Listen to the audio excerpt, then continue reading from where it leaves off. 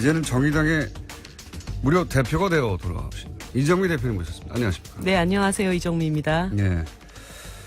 그때는 저 구석에 앉아서 발언 기회도 5분의 1 혹은 6분의 1밖에 안 됐는데 단독으로 나왔습니다, 오늘. 단독으로 당대표로 나오셨습니다. 정의당이야 그 노회찬 원내 대표가 전 뉴스공장에서 빵빵 터트리는 최고 인기 코너를 유지하고 있는데 혹시 정의당 내에서는 노회찬 대표가 여기 나가는 거 싫어한다거나 뭐 아니면 열렬히 환영한다거나 뭐 이런 거 반응이 있습니까? 당원들 안에서는 왜 일주일에 한 번만 나가냐. 매일 나가라. 그러고 있죠. 그렇군요. 예. 하지만 또 노회찬 원내대표를 뛰어넘고 싶은 그런 노회찬이 나의 라이벌이야 이렇게 생각하면서 탐탁치 않아 하는 분들은 없어요? 아니면 김어준 저거 이러면서. 뭐 지금 노 대표님은 좋은 선수가 좋은 그라운드를 만났다 이런 느낌이고요. 그래서 평상시에 말을 아끼세요. 수요일 날 가서 다 털어놓으시려고. 왜 이렇게 말수가 적어지셨나 그랬더니 수요일 날 가서 다 터시려고. 아, 싸우시는 거구나. 예. 네. 혹시 그런 얘기가 미리 나가면 재미가 없으니까 네. 또, 예. 근데 참 대단한 그 순발력이에요, 이분이. 네. 예. 물론 평상시에 쭉 생각하시다가 갑자기 딱 나오니까 그런 표현들이 생각나는 거겠지만 전혀 미리 준비할 수 없는 질문에도 빵빵 네. 터뜨리는 경우가 많거든요. 요 근래 노 대표님의 그런 순발력에 대해서 연구하시는 분들이 생기신 것 같더라고요. 연마하고 있는 것 같아요. 어떻게 연마하는지 모르겠지만. 자, 현안이 많은데, 어렵게 보셨으니까. 당대표들은 모시기 참 어렵거든요. 예, 이전에 이정미 의원은 모시기가 너무 쉬운데 저희가 귀찮아서 안 불렀고요. 그때 너무 쉽게 나왔나 봐요. 예. 당대표들은 모시기 어렵기 때문에 오신 김에.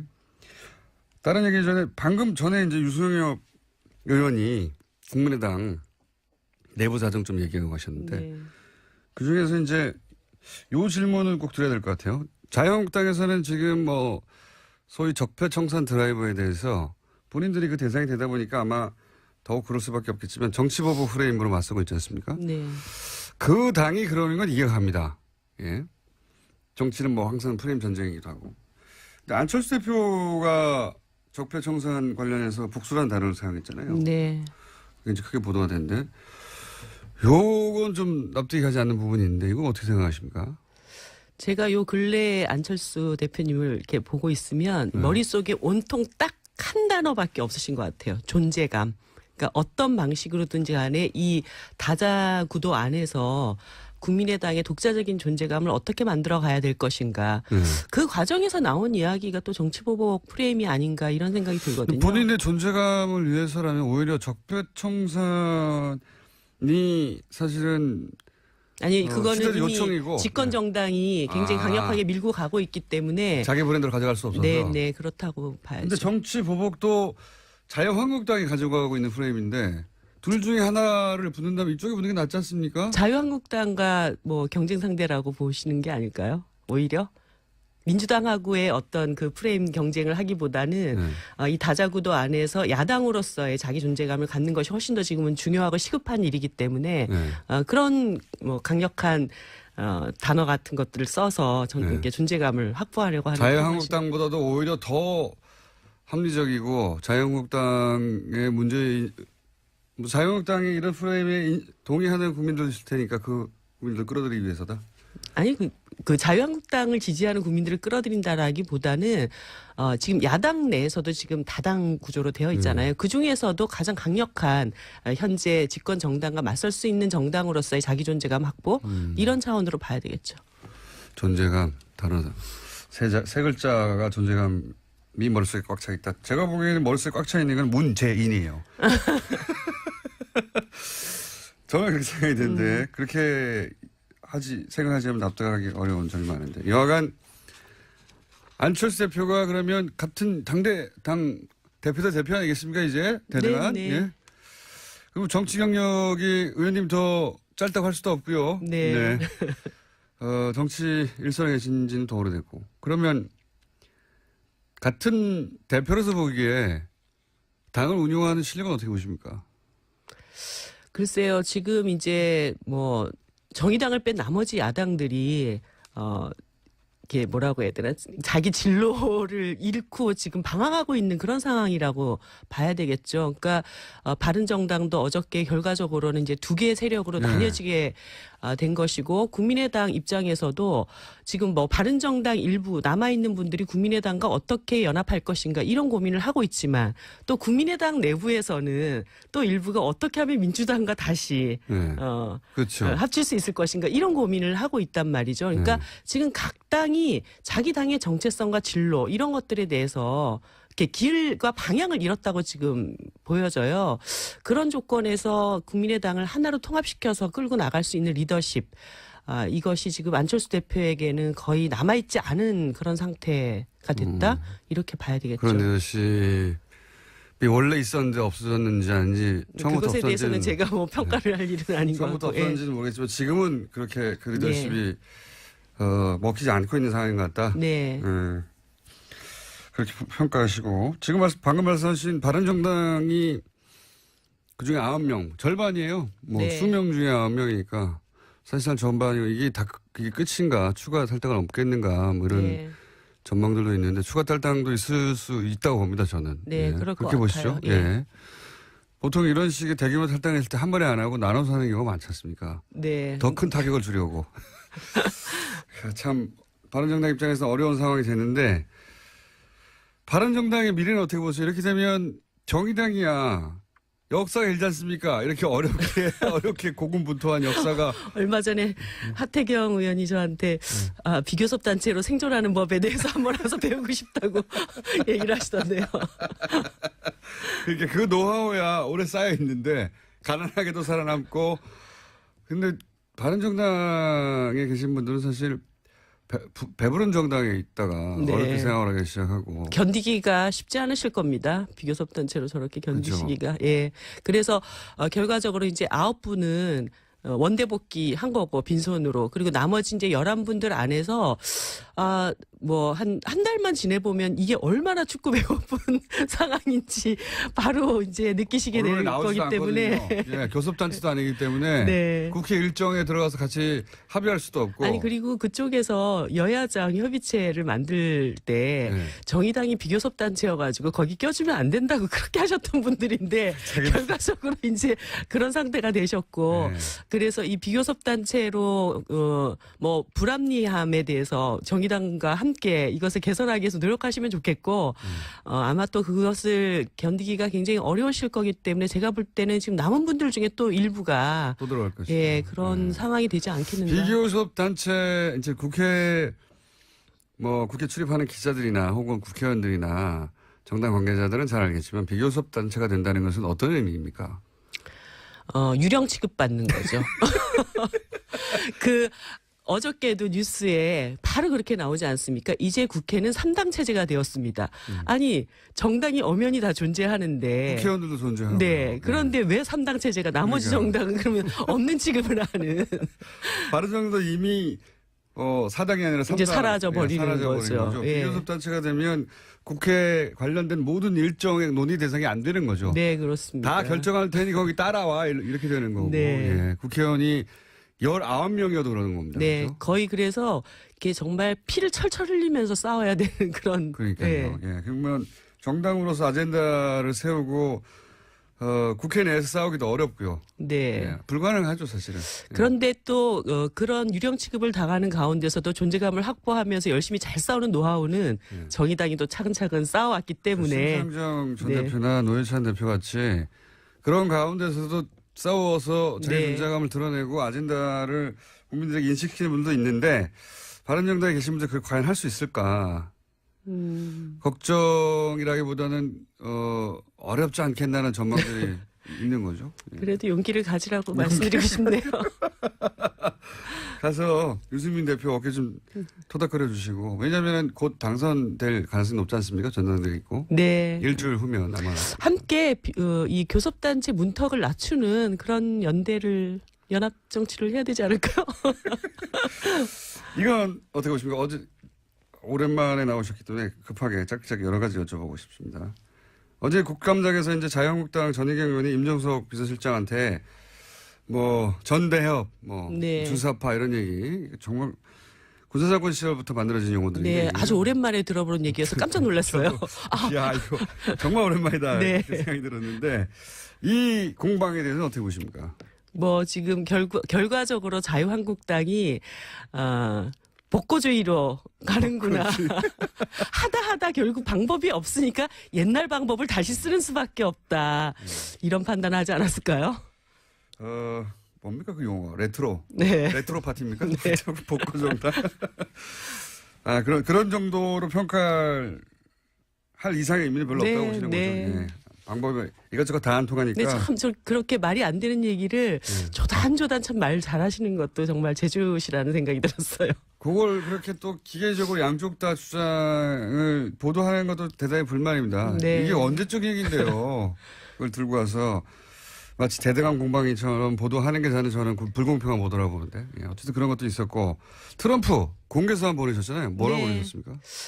이번에 이제 오시는데 사실 손님이 오시면 굉장히 기쁘게 맞이해야 되잖아요. 네. 그런데 여러 가지 너무 걱정이 많이 되는 거예요. 네. 거기에다가 얼마 전에 또 홍준표 자유한국당 대표께서 방미하셔가지고 남한에다 전술핵을 배치를 네. 해야 되고 그게 안 되면 우리가 독재적으로 핵무기라도 갖겠어 막 이렇게 얘기를 네. 하고 오셨기 때문에 혹시라도 트럼프 대통령이 오시면서 이게 대한민국에는 좀 이상한 생각을 가진 사람들만 있을까봐 그렇게 그렇지 생각할까 봐. 않다. 그렇지 않다. 대한민국 국민들의 목소리를 정확하게 들으시라. 그래서 지금 북한의 핵미사일 문제나 이런 문제들을 해결하는 데는 전쟁 수단이 아닌 반드시 평화적 수단으로 이 문제를 해결해야 된다라는 원칙 이것을 좀 분명하게 천명을 했습니다. 이거는 정의당의 당대표로 공개서한을 보내신 거죠? 네, 그렇습니다. 네. 그런 취지로 서한을 보냈다고 답장은 없죠? 뭐 어저께 보냈으니까 답장 쓸 시간이 있었을까요? 기다리고 있겠습니다. 있어도 답장할 양반은 아니라고 합니다만 또 하나 저희가 모신 이유 중에 하나 죄송합니다. 지금 욕심이 많아서 저희가 여러 가지 여쭤봅니다. 낙태법 개정.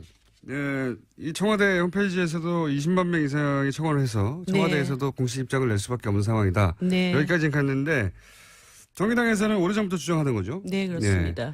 간략하게 이게 왜 개정돼야 하는지를 정의당은 왜 이 문제를 당 차원에서 추진하는지 개정을 말씀해 주십시오. 이 낙태죄 관련해 가지고 우리가 전제해야 될 것이 있는데요.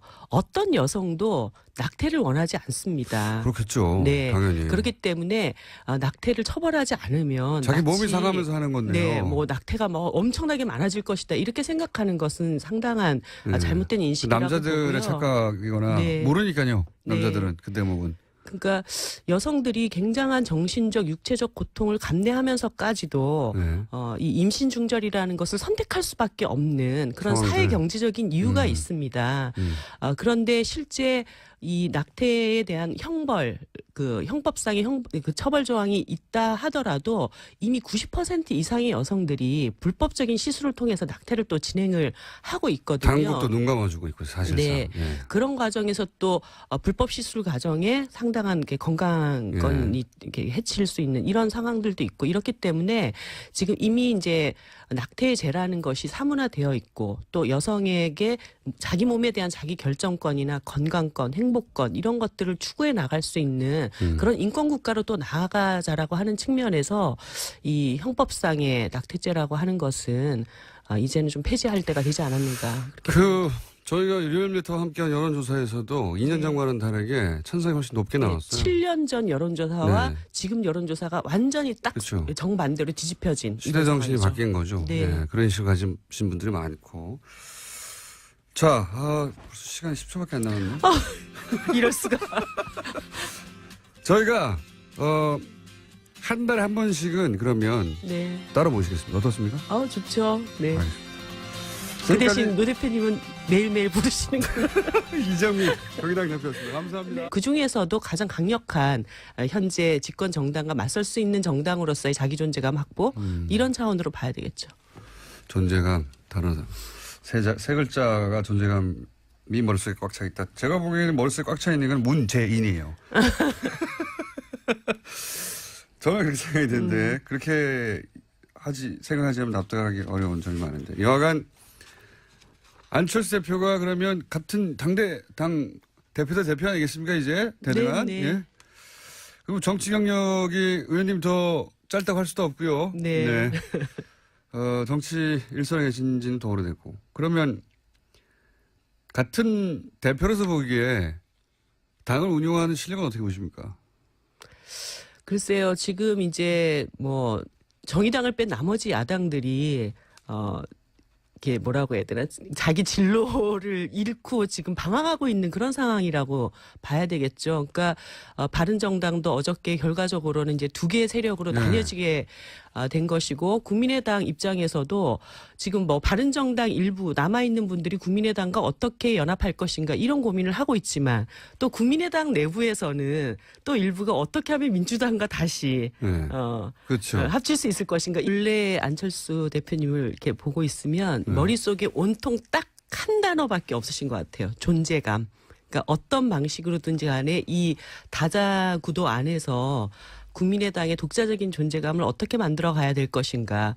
그 과정에서 나온 이야기가 또 정치보복 프레임이 아닌가 이런 생각이 들거든요. 본인의 존재감을 위해서라면 오히려 적폐청산이 사실은 아니, 그거는 시대적 이미 요청이고. 집권 정당이 굉장히 강력하게 밀고 가고 있기 때문에. 자기 브랜드를 가져갈 수 없어서. 네, 그렇다고 봐야죠. 근데 정치 보복도 자유한국당이 가져가고 있는 프레임인데 둘 중에 하나를 붙는다면 이쪽에 붙는 게 낫지 않습니까? 자유한국당과 뭐 경쟁 상대라고 보시는 게 아닐까요? 오히려 민주당하고의 어떤 그 프레임 경쟁을 하기보다는 이 다자구도 안에서 야당으로서의 자기 존재감을 갖는 것이 훨씬 더 지금은 중요하고 시급한 일이기 때문에 그런 뭐 강력한 단어 같은 것들을 써서 이렇게 존재감을 확보하려고 하는 자유한국당보다도 오히려 더 합리적이고 자유한국당의 문제, 자유한국당이 이런 프레임에 동의하는 국민들 있을 테니까 그 국민들 끌어들이기 위해서다. 아니 그 자유한국당을 지지하는 국민들을 끌어들인다라기보다는 지금 야당 내에서도 지금 다당 구조로 되어 있잖아요. 이제는 정의당의 무려 대표가 되어 돌아가신 이정미 대표님 모셨습니다. 안녕하십니까? 네, 안녕하세요. 이정미입니다. 네. 그때는 저 구석에 앉아서 발언 기회도 5분의 1 혹은 6분의 1밖에 안 됐는데 단독으로 나왔습니다, 오늘. 단독으로 당대표로 나오셨습니다. 정의당이야 그 노회찬 원내 대표가 전 뉴스공장에서 빵빵 터트리는 최고 인기 코너를 유지하고 있는데 혹시 정의당 내에서는 노회찬 대표가 여기 나가는 거 싫어한다거나 뭐 아니면 열렬히 환영한다거나 뭐 이런 거 반응이 있습니까? 당원들 안에서는 왜 일주일에 한 번만 나가냐. 매일 나가라. 그러고 있죠. 그렇군요. 예. 하지만 또 노회찬 원내대표를 뛰어넘고 싶은 그런 노회찬이 나의 라이벌이야 이렇게 생각하면서 탐탁치 않아 하는 분들은 없어요? 아니면 김어준 저거 이러면서 뭐 지금 노 대표님은 좋은 선수가 좋은 그라운드를 만났다 이런 느낌이고요. 그래서 평상시에 말을 아끼세요. 수요일 날 가서 다 털어놓으시려고. 왜 이렇게 말수가 적어지셨나 그랬더니 수요일 날 가서 다 터시려고. 싸우시는구나. 예. 네. 혹시 그런 얘기가 미리 나가면 재미가 없으니까 네. 또 예. 근데 참 대단한 이런 고민을 하고 있단 말이죠. 그러니까 지금 각 당이 자기 당의 정체성과 진로 이런 것들에 대해서 이렇게 길과 방향을 잃었다고 지금 보여져요. 그런 조건에서 국민의당을 하나로 통합시켜서 끌고 나갈 수 있는 리더십. 이것이 지금 안철수 대표에게는 거의 남아있지 않은 그런 상태가 됐다. 이렇게 봐야 되겠죠. 그런 리더십이 원래 있었는지 없어졌는지 아닌지 처음부터 그것에 대해서는 없어진지는 제가 뭐 평가를 할 일은 아닌 것 처음부터 같고. 없었는지는 모르겠지만 지금은 그렇게 그 리더십이 먹히지 않고 있는 상황인 것 같다. 네. 그렇게 평가하시고 지금 방금 말씀하신 바른정당이 그중에 9명 절반이에요. 뭐 네. 수명 중에 9명이니까 사실상 전반이고 이게 다 그게 끝인가 추가 탈당을 없겠는가 뭐 이런 네. 전망들도 있는데 추가 탈당도 있을 수 있다고 봅니다 저는. 네, 그럴 것 그렇게 보시죠. 같아요. 예. 보통 이런 식의 대규모 탈당했을 때 한 번에 안 하고 나눠서 하는 경우가 많지 않습니까? 네. 더 큰 타격을 주려고. 참 바른정당 입장에서 어려운 상황이 됐는데 바른정당의 미래는 어떻게 보세요? 이렇게 되면 정의당이야. 역사가 길지 않습니까? 이렇게 어렵게 고군분투한 역사가. 얼마 전에 하태경 의원이 저한테 비교섭 단체로 생존하는 법에 대해서 한번 와서 배우고 싶다고. 그 순발력이에요, 이분이. 네. 예. 물론 평상시 쭉 생각하시다가 갑자기 딱 나오니까 그런 표현들이 생각나는 거겠지만 전혀 미리 준비할 수 없는 질문에도 빵빵 네. 터뜨리는 경우가 많거든요. 요 근래 노 대표님의 그런 순발력에 대해서 연구하시는 분들이 생기신 것 같더라고요. 연마하고 있는 네. 것 같아요. 어떻게 연마하는지 모르겠지만. 자, 현안이 많은데, 어렵게 보셨으니까. 당대표들은 모시기 참 어렵거든요. 예, 이전에 이정미 의원은 모시기가 너무 쉬운데 저희가 귀찮아서 안 불렀고요. 그때 너무 쉽게 나왔나 봐요. 예. 당대표들은 모시기 어렵기 때문에 오신 김에. 다른 얘기 전에, 방금 전에 이제 유승엽 의원이 국민의당 내부 사정 좀 얘기하고 가셨는데, 네. 그 중에서 이제 요 질문을 꼭 드려야 될 것 같아요. 자유한국당에서는 지금 뭐 소위 적폐청산 드라이버에 대해서 본인들이 그 대상이 되다 보니까 아마 더욱 그럴 수밖에 없겠지만 정치보복 프레임으로 맞서고 있지 않습니까? 네. 그 당이 그러는 건 이해합니다. 예. 정치는 뭐 항상 프레임 전쟁이기도 하고. 근데 안철수 대표가 적폐청산 관련해서 복수라는 단어를 사용했잖아요. 네. 그게 이제 크게 보도가 됐는데, 요건 좀 납득이 가지 않는 부분이 있는데, 이거 어떻게 생각하십니까? 제가 요